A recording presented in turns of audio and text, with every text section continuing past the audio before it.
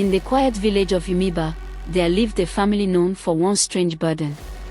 For generations, the male children of the Okpara lineage had been chosen by wandering spirits, masked beings of the night who slipped into human bodies whenever the sacred drum sounded.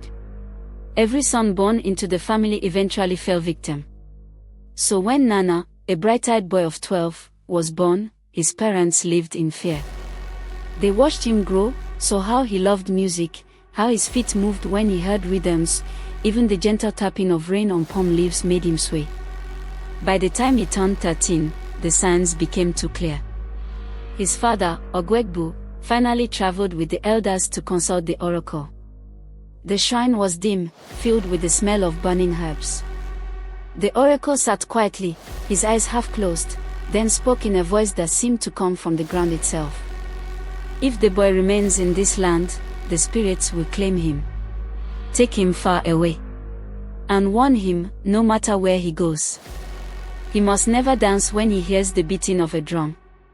The spirits, the oracle warned, would search for him. They would travel from village to village, beating their enchanted drums to draw him out. If he ever danced, even for a moment, they would know him. And they would take him. Ogwegbu and his wife wasted no time. They packed their belongings at dawn, placed Nnanna between them on a donkey, and began a long journey away from Umiba, away from the only home the boy had known. Before they entered the next land, his father held his shoulders firmly. "My son, promise me," he said. "Never dance when you hear drums. No matter how sweet the rhythm. No matter where you are." Nnanna nodded. He meant the promise.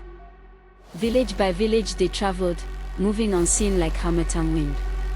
Each time they arrived, they beat their powerful drums, voices of the forest, heavy and ancient. Whenever the dancers gathered, spinning, stamping, sweating, the spirits scanned each face. And each time, they were disappointed. So they moved on. Months passed until they reached Nkemo, a lively village preparing for a great festival. Coincidentally, this was the village where Nnanna and his parents had settled, believing they were finally safe. On the morning of the festival, the drums began, slow at first, then rising like a storm. Boom, boom, boom, boom. The sound traveled across the red earth, through the trees, into homes. Nnanna, who was fetching water, froze. The drums were irresistible. It was as if the rhythm entered his blood, his heart began beating with it, his feet tingled.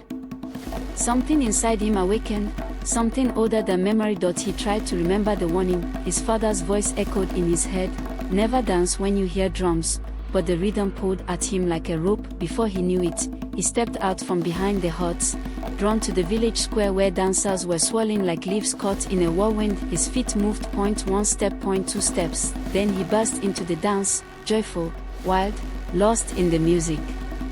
At that very moment, the spirits felt it. The leader lifted his head sharply. "He is here." They appeared at the edge of the crowd like dark mist, unseen by the merrymakers. Their eyes glowed as they watched Nnanna dance. Helpless under the spell of the drums, the spirits rushed forward. Before Nnanna could stop, before the music ended, before anyone understood, the spirits entered him. His body stiffened. His eyes rolled back. Then he rose, slowly, moving like a puppet pulled by invisible strings. The villagers gasped as the boy began dancing in a way no human should. Jackie, powerful, ancient. His parents screamed his name, but the spirits had already taken their place inside him.